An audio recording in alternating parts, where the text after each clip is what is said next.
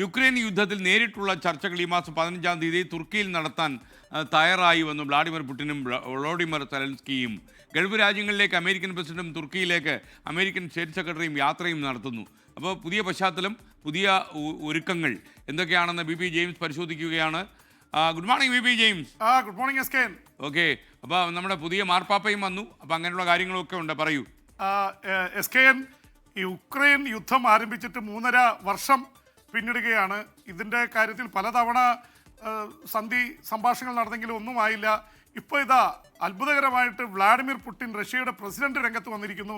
അദ്ദേഹം പറഞ്ഞത് മെയ് 15-ന് തുർക്കിയിലെ ഇസ്താംബുളിൽ വെച്ച് ചർച്ചയ്ക്ക് തയ്യാറാണ്.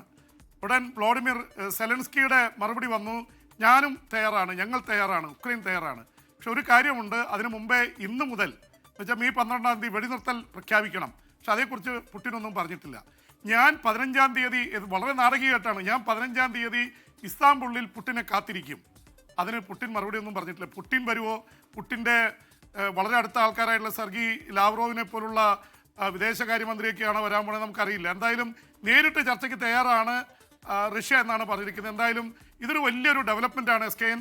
ഒരു പക്ഷേ പുടിനും അതുപോലെ തന്നെ അവർ രണ്ടുപേരും ചർച്ചയ്ക്ക് ഇരിക്കുന്നതിന് മുൻപ് എന്തായാലും അവരുടെ നേതാക്കൾ അല്ലെങ്കിൽ അവരുടെ താഴെയുള്ള ഉദ്യോഗസ്ഥർ തമ്മിലുള്ള ചർച്ചകളൊക്കെ നടന്നിട്ടായിരിക്കും രണ്ട് നേതാക്കൾ തമ്മിൽ കണ്ടുമുട്ടുന്നത്.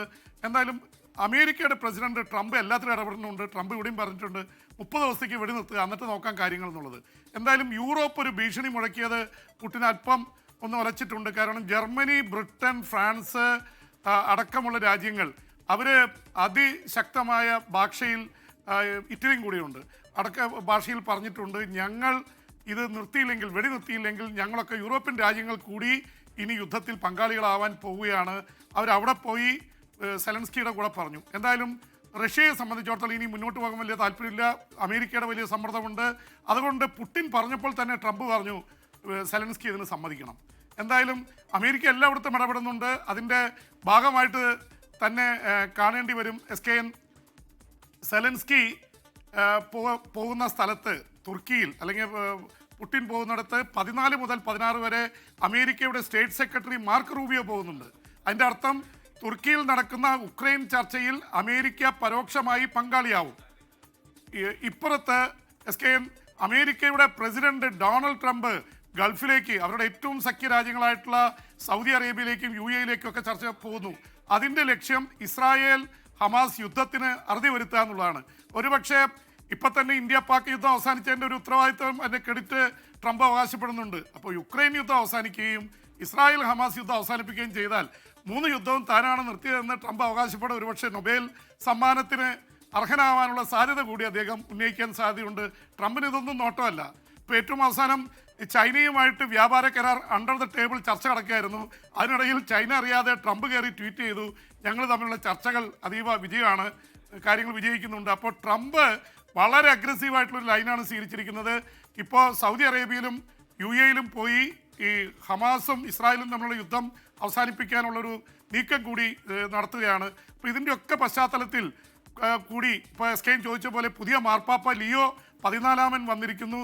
അദ്ദേഹത്തിൻ്റെ ആദ്യത്തെ അഭിസംബോധന, അധികാരം ഏറ്റെടുത്തതിന് ശേഷം അഭിസംബോധന ചെയ്തിരുന്നു, പക്ഷേ അതിനേക്കാൾ ഇതായിട്ട് ആദ്യത്തെ ഞായറാഴ്ചയിലെ അഭിസംബോധനയിൽ ഇന്ത്യ പാക് യുദ്ധം അവസാനിപ്പിച്ചതിനെ സ്വാഗതം ചെയ്തതോടൊപ്പം ഉക്രൈൻ ഇസ്രായേൽ യുദ്ധം അവസാനിപ്പിക്കണമെന്നും ഗസയിലെ ഫ്രാൻസിസ് മാർപ്പാപ്പ പറഞ്ഞ പോലെ ഗസയിലെ കുട്ടികൾക്കും അവിടുത്തെ എന്താ പറയുക വലിയ രീതിയിൽ ദുരിതം അനുഭവിക്കുന്നവർക്ക് വേണ്ടി അധികം നിലപാടെടുക്കുകയും ചെയ്തു. അപ്പോൾ ഫ്രാൻസിസ് മാർപ്പാപ്പയുടെ നിലപാടുകളിൽ നിന്ന് വ്യത്യസ്തമല്ല ഈ മാർപ്പാപ്പയുടെ നിലപാടെന്ന് വന്നു. യുക്രൈനിലെ യുദ്ധത്തിൻ്റെ അനുഭവിക്കുന്നവർക്കെതിരെ അപ്പോൾ യുദ്ധം വേണ്ട, യുദ്ധം അരുത് എന്നുള്ള നിലപാടെടുത്തിരിക്കുന്ന മാർപ്പാപ്പ സോഷ്യൽ ഇഷ്യൂസിൽ ഫ്രാൻസിസ് മാർപ്പാപ്പയുടെ പിൻഗാമിയാണെന്ന് തെളിയിച്ചുകൊണ്ടുള്ള ഒരു നിലപാടാണ് സ്വീകരിച്ചിരിക്കുന്നത്.